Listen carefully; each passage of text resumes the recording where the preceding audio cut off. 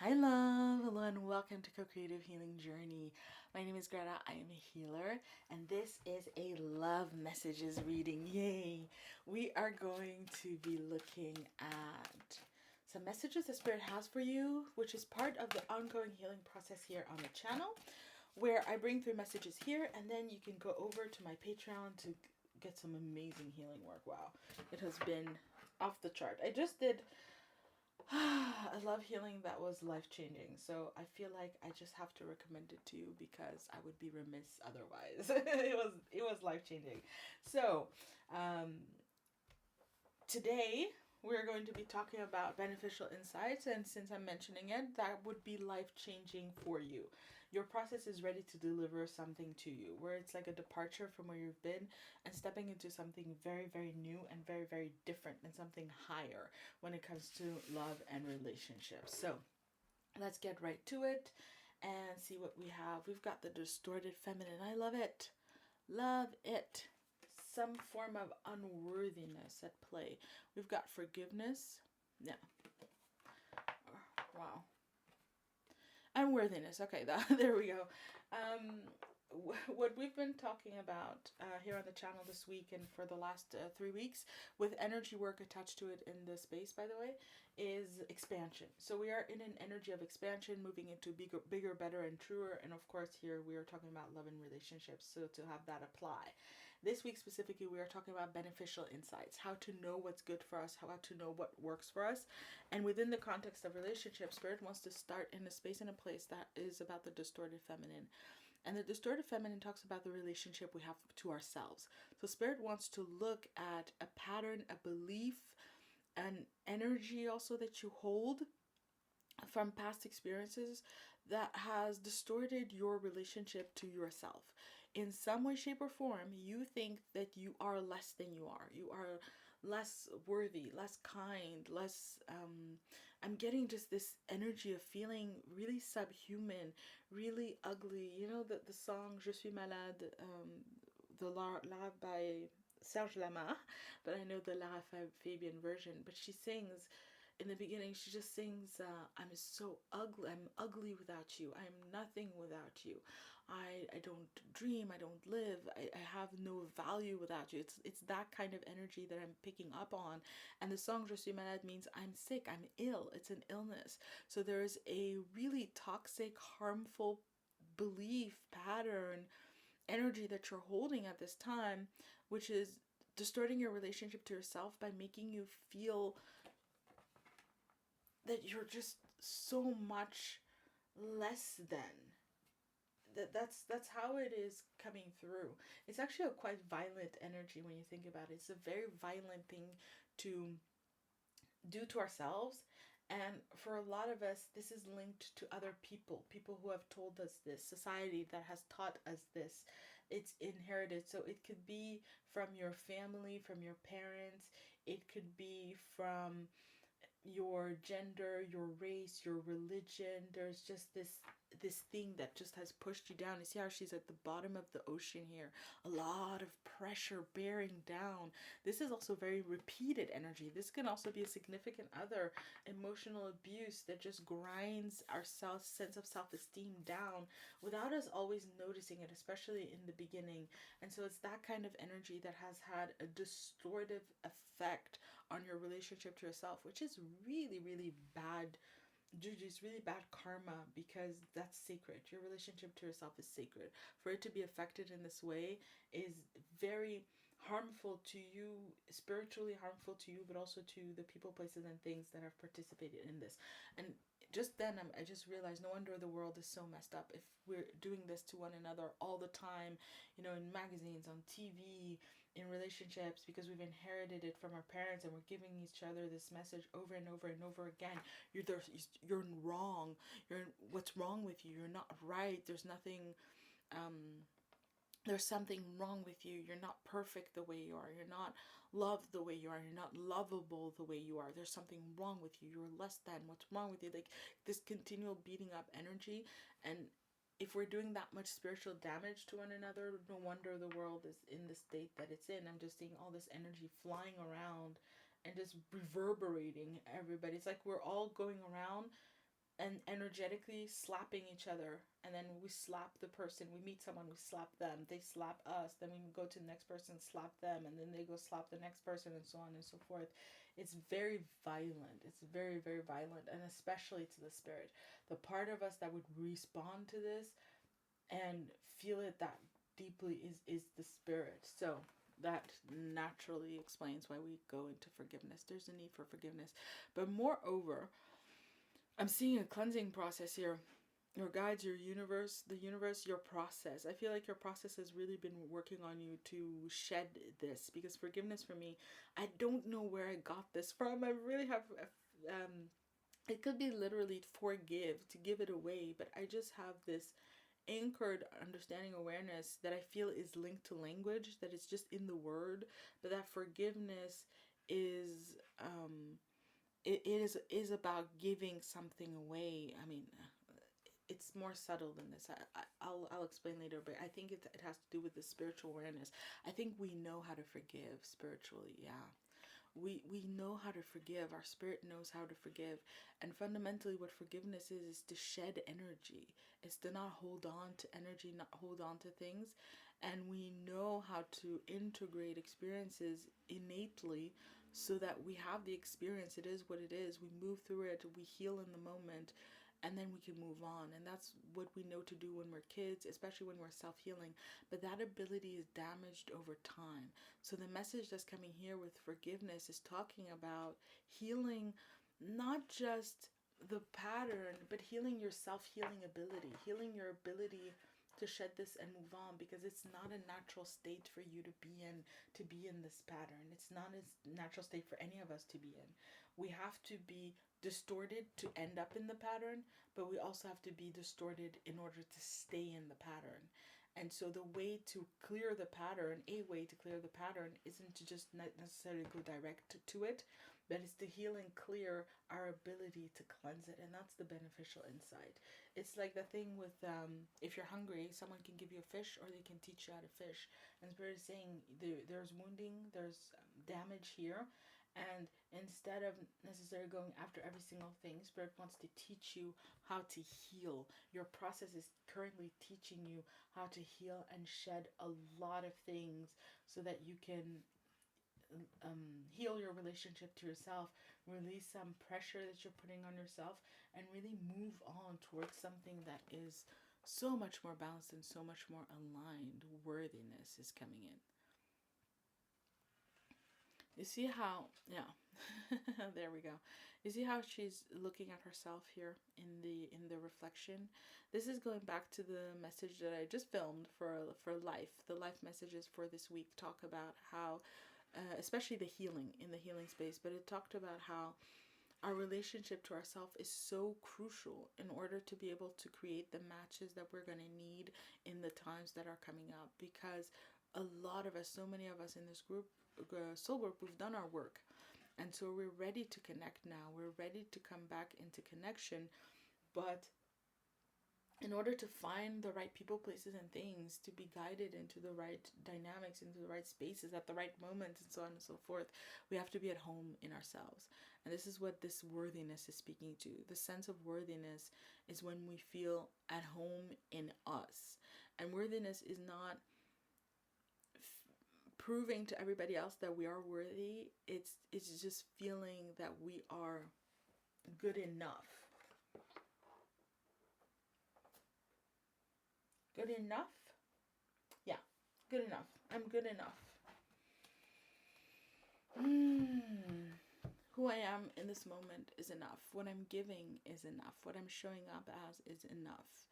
It would be equivalent to, let's say you have to go to the supermarket, right? And you're in your house and you're like, okay, I need to go to the supermarket. You get up and you go out the door and you go to the supermarket. Or you get up and you're like, okay, I'm going to be seen in the supermarket. I got to do my hair. I got to do my makeup. I got to change my clothes. I got to pick out the right outfit. And then you spend 2 hours getting ready, and then you go out to be in the supermarket for 5 hours. For 5 minutes. 2 hours of preparation for a 5-minute run. It's that kind of energy. It's very inefficient. It's a very inefficient way of living. But Spirit is saying it's the same thing. If you meet someone, a new friend, if you meet them and you're like, I'm good enough here and now to meet you and you engage with them, and maybe you say the wrong thing, and maybe you hurt their feelings, and maybe you commit some kind of error or something. Worthiness is the ability to accept that and say, okay. It doesn't mean that you say that it's okay that you did those things and you're never going to change, but it's the fact that you accept that you're allowed to make those mistakes because you're good enough as you are, right? It would be like, spirit comes to you and says, okay, I have the love of your life for you. And you're like, okay, just let me lose 5 kilos. Let me change my hair. As opposed to, okay, so where are they? What do I do? How do we get this started? Let's go. Let's be in this experience. The unworthiness, it's like it completely postpones things, where we con ourselves into thinking that we have to change, that we have to live up to a certain criteria, a certain list of criteria in order to have, right? And it's very, wow, I'm getting so much stuff, but yeah, it's like a little bit like how people procrastinate, and then when they have a task, for example, an exam, and then they procrastinate, they don't work on the exam, and then they go get the exam, and they get a bad grade, but then they go, oh, it's because I procrastinated. It's not because I'm not good enough. It's not because there's something wrong with me. It's because I procrastinated. So this procrastination becomes a very complex pattern that requires a lot of energy, that is highly inefficient, in order to stave off experiences that are going to mirror back this fundamental sense of unworthiness. For example, fear of rejection. I'm going to reject this person before they reject me. I'm going to avoid relationships altogether because I don't want to be rejected. Well, why would it be an issue to be rejected? Because it would be the manifestation of this fundamental pattern, and so on and so forth. There's, I'm going to gain 40 kilos and become traditionally, like by the standard of society, become unattractive. So then if no one hits on me, it's because I have 40 extra kilos. It's not because there's something fundamentally unlovable about me. And I could keep going. I could keep going and going and going and going and going. It's that kind of fundamental pattern that we are talking about, and the Spirit wants to bring your attention to, and that you really, again, that's the beneficial insight that wants to come to you at this time. Alright, so that being said, we've got our Queen of Wands, yeah, that, of course, Queen of Wands would show up. We've got the Devil, Major Arcana number 15, of course the Devil would show up. We've got Five of Cups, of course the Five of Cups would show up. The Hermit, oh my god. Last one. Yeah, the World, of course the World will show up also. Okay. Nice. Yay. The World right side up. All the cards are right side up. I love seeing the World showing up. It's time to really end and close off this pattern. And the World is, again, highlighting the aspect of not necessarily healing the specific thing, but healing the inability to heal the specific things. To go into a space where you come out complete, come out of the soul cycle in a space of completion, because you've healed yourself. You've healed your ability to cycle back into completion. This is something that I often say, where I say that I am healed. And a lot of people believe that you cannot be healed, that you cannot be fully healed. That healing is an ongoing journey, and to some extent it is, in the sense that we can always grow into greater wholeness. However, and we're always healing as we experience things in life, but the reason I say I'm healed, and I think it's important to know that that can be accomplished, especially as a healer, I really want to tell you that, is that the sense of being healed is, for me, that I've healed my self-healing ability. I can heal out of pretty much anything. I'm certain of that. I feel that. I experience that, right? And it's a matter of you coming into a space now with this completion in the World, where there's something fundamental about you that is being corrected. Yeah, let's keep going with the World. It's being corrected, and it's creating a form of immunity towards experiences that you had before, that you don't need to have again, because Major Arcana, you've grown, you've evolved. This is the last Major Arcana number 21, the World. you've finished the soul cycle. The soul cycle is complete. You don't need those kinds of experiences anymore. So that's where we're headed. That's where we're headed. And that's just the energy of the times. Those are the times that you're in, and that's where your process is in. And it's one of those things where you could be at the world for 10 years, for 10 lifetimes, for example. It doesn't really matter. It's about the living the experience, really moving through it, really doing the work, and really arriving at completion. Okay, so with the Queen of Wands here showing up with the Devil together, you see how strategically they're placed. This Queen of Wands is turning her back on a very specific energy. And the Devil, Spirit wants you to know that this energy of the Queen of Wands, which is confidence, pride, which is love, valuing the self, having esteem in yourself, appreciating yourself, knowing the value of yourself. This is what the Queen of Wands is embodying here. Self-esteem, pride, confidence, conviction in the self. It turns our back to this kind of Devil energy, which is a collective energy and a collective pattern. That's how it's showing up here. Whatever you're turning your back on is not of you. It's something that you've learned in the world. It's part of the ugliness of the world. And again, as I was describing it before, this pattern that we all have of running around and spiritually and energetically slapping each other, of violence that is circulating. And so we have learned to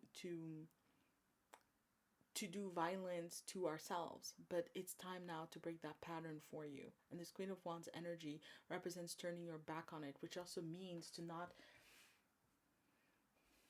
identify with it, to not identify with the distortion. It's really profound if you think about it. It's like I think something's wrong with me, and then you start blaming yourself for it, right? So if you realize the pattern, wait, I think that something's wrong with me. How dare I think that something's wrong with me? There's something wrong with me for thinking there's something wrong with me. There's something wrong with me for thinking that there's something wrong with me for thinking there's something wrong with me. There's something wrong with me. You see, it just keeps going all over and over and over again. You break the pattern by realizing that there's nothing wrong with you to begin with, right? It's identification. You're just used to a certain way of thinking. I'll give you an example. I've realized in the last couple of months, actually, in the cycle of doing this work, I guess, I will be in a state of confusion. Yeah, 5 of Cups. Dissatisfaction. Something's not working. I'm unhappy, or just confused, usually stress, strain. And then I will realize, I'll go into it, right? Self-healing. I do my work. I go into it. Why am I feeling this way? What's going on? And inevitably, I will find that I have some form of belief that I'm doing something wrong. Oh my God, I'm not working. I need to get back to work. Why am I not working? Because I think that I'm doing something wrong for resting. Why? Because I'm lazy. I think I'm lazy. Then it's wrong to rest, right? And so on and so forth. I'm working. I need to rest. Why don't I stop to rest? Well, because I think that there's something wrong with working. What's wrong with working? I'm being a workaholic. I'm being a perfectionist. I need to stop and rest. Why do I think that? Because I think that there's something wrong with my ambition, like that. And at the core of it, again, I think that there's something wrong with me. It doesn't matter what I'm doing. It doesn't matter the situation. 5 of Cups here, right? You can see it on both sides. It doesn't matter if the cups are spilled. It doesn't matter if the cups are standing up. This person is going to be upset because they're upset.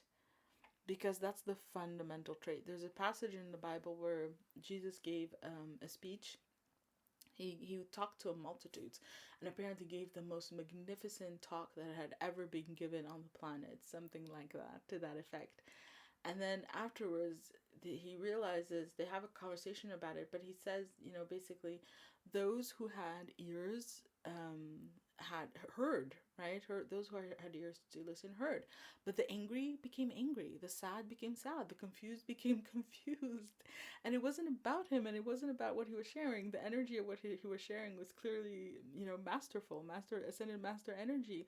But people are in their own dynamic. They're in their own pattern. And if they're confused, then whatever you give them, they're going to be confused. If you're angry, whatever that you give them, they're going to be angry.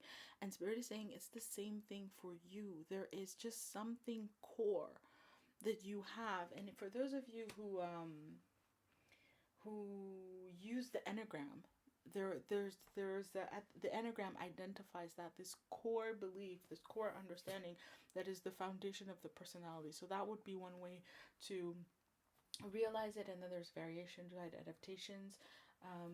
For example, mine would be, I have a one enneagram, and the core of it is that there's something wrong with me. So that's also why I'm bringing it in this way.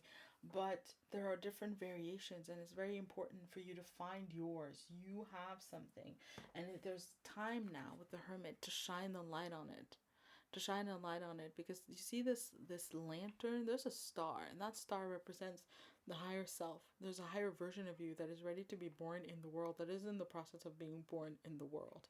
It requires doing some shadow work, being at peace with shadow aspects, and then the snake is coming through as having a hold on central drives, actually, because all of these things, they know how to work that pattern for their own dynamics, right? It's something called like an autonomous complex. It's not that there's a shadow self, there's a part of the self, but it has its own energy, it has its own functioning, and it has its own purpose within your psyche, within your overall being, right? And so it's going to pursue its aims. It's up to you to be the self. That's self-actualization, to have the drives on hand, to be in a harmonious relationship with the shadow, and then to follow the light of the higher self, all of those aspects. And it's about doing that work, showing up to do the work. And it's here for you at this time. And it's very much showing up in dynamics that are at play in your life. I think we're going to do that in the healing, looking at how this is showing up in your life so you can get a clear understanding of how to do this work. But either way, Spirit wants you to know that the Hermit, it's the age of wisdom. It's time to stop being driven by these patterns, but instead, right, to look towards them, but not step into that energy, not be driven by it either, but to be able to hold your ground, to hold your space, and to move from a space of wisdom. The Hermit moves from within, right? It's like self-propulsion from within. And then I will do this and I will do that. I'll go here, I will go there. The Hermit doesn't move because this happened outside, or that person said this, or I want that. The Hermit just stands and is in that alignment, and then the movement arises from within, and it is a movement that is in harmony with everything that is. It's that level of wisdom. There's a part of you, right? It's your soul. Your soul has done its work, and it's just ready to go to the next level. It's ready to be done with its energy, to be done with its patterns. More than anything, it's ready to be done with being led by those patterns, led by those energies, led by those dynamics. Again, being self-healing doesn't mean that the trauma that you experience disappears, for example.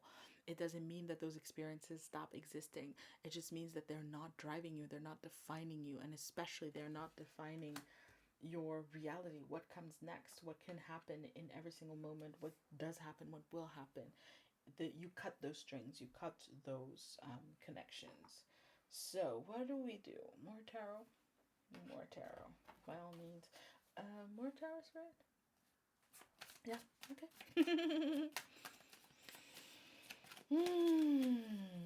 Yeah.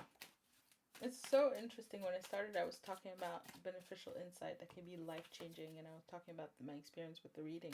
But this really is life-changing stuff, and I'm so happy the Spirit is sharing it with you. So happy. Yay. 6 of Pentacles upside down. Okay, yes. 2 of Pentacles upside down. Okay. We have the Hierophant upside down. Yes, I was waiting for the Hierophant after the Hermit. And we got a Queen of Swords. Beautiful. Always welcome, my dear Queen of Swords. Alright, she didn't want to get super clear, so we're going to work on that. 6 of Pentacles is talking about, upside down, is talking about how this is not something, this pattern is not something benign or something just innocuous and you don't need to worry about it. It has been actively blocking certain things from coming into your life. And it has been blocking you from engaging also with certain things, certain people, certain places, certain relationships, certain dynamics, certain opportunities and possibilities. It has been keeping you from enacting with those or engaging with those from a space of being empowered, resourceful, abundant, but instead coming to them as if you are a pauper, as if you are in lack, right? And living that out. It would be like coming into a relationship and feeling like the other person is doing you a favor by doing the most basic things. It would be because, right, I'm broken, I'm unworthy, but they give me their time and they call, they answer my phone calls. Oh my God, thank you so much. I love that. And I'm just kind of making light of it because we all do that on some level and in some ways. But this is, Spirit wants you to know, it's like there's a cost to it. It has cost you something. It is costing you something. And with the Two of Pentacles upside down, there's a shift that wants to happen in your life. And for that shift to happen, you gotta get on board. I'm getting you gotta see moving towards these people in the traditional Rider Waite Smith. The Two of Pentacles is just doing his thing on his own, dancing, juggling on his own. But here in the aftercare, there's a destination, there's a place to go to. It's still juggling, you're still moving with these patterns, but you're taking it someplace. You're sharing it with other people also. And again, imminent. There's people, places, and things that are going to be showing up at your door. Again, I said it in the healing. You're at home. Ding dong. Something is showing up. Some people are showing up. Some opportunities. And they're going to need you to show up in a very specific way. And this is how Spirit wants you to show up. As the Queen of Wands. Again, in pride, at home in who you are. And feeling very empowered also. And it's about being able to juggle it, right? There's who you are, how you function. Then there's who you want to be and how you want to function. And it's absolutely normal to have those two. It's called ambition. It's, where we want to go and how we want to direct ourselves. If you want to, you can read the definition of ambition. I found it very impactful, actually, because I remembered ambition as being something like, almost like greed. And then I reread it and it's like, wait, no, it's more, I understood it more in the sense of self-actualization. It's that kind of dynamic. You have someplace to go, you have somewhere to be. And with this Hierophant here, Spirit wants to guide you every single step of the way. The Hierophant is precisely not the Hermit, where the Hierophant takes that knowledge and applies it to the world. So the Hierophant is very much engaged in the world. One of the ways we would see the Hierophant, for example, in a religion would be Islam, which has a big focus on society and how to do things, and a lot of rule based. I mean, they all do, but I'm thinking about Islam because Islam just had that. For me, it's really one of those defining features that it has a lot of Hierophant energy. And so there's a way in which Spirit wants to lead you. And yeah, well, let's go deeper with this Islam. What is it with Islam? It's like, yeah, I was watching this video, this short, about a woman who was talking about what it really means, why Muslim women wear the veil. And she said, and I'm getting so touched, and she said it's because they're asked to wear the veil to distinguish themselves as Muslims. So that people know when they see this woman, she has a certain integrity, she has a certain patience, she has a certain character, she has a certain way in which she chooses to be and to lead her life as led by her God. And it's that kind of energy. There's a way for you to be and to move and to be led into the world. And it wants to come to you. And again, Hierophant, it's not about the way of the book, the way of this religion, the way of this group. It's yours. It's the relationship to yourself, right? That we are talking about here. You may have that in your life, which is perfectly fine. We're talking about something here that is innate to you, something that is intimate, that is wholly yours, that wants to come to you and to come into your life. But you can't hear it, you cannot see it, unless you are in an energy where you are at home in you, right? A Spirit wants to come in and tell you and guide you along a path where you can lead your best life, which is also the sunflower turns towards the light. Sunflowers turns towards the sun and follow the sun throughout the day.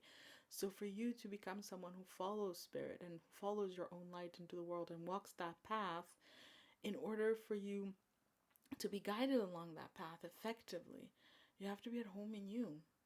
Right? It's like you're in school, you're doing a PhD in you.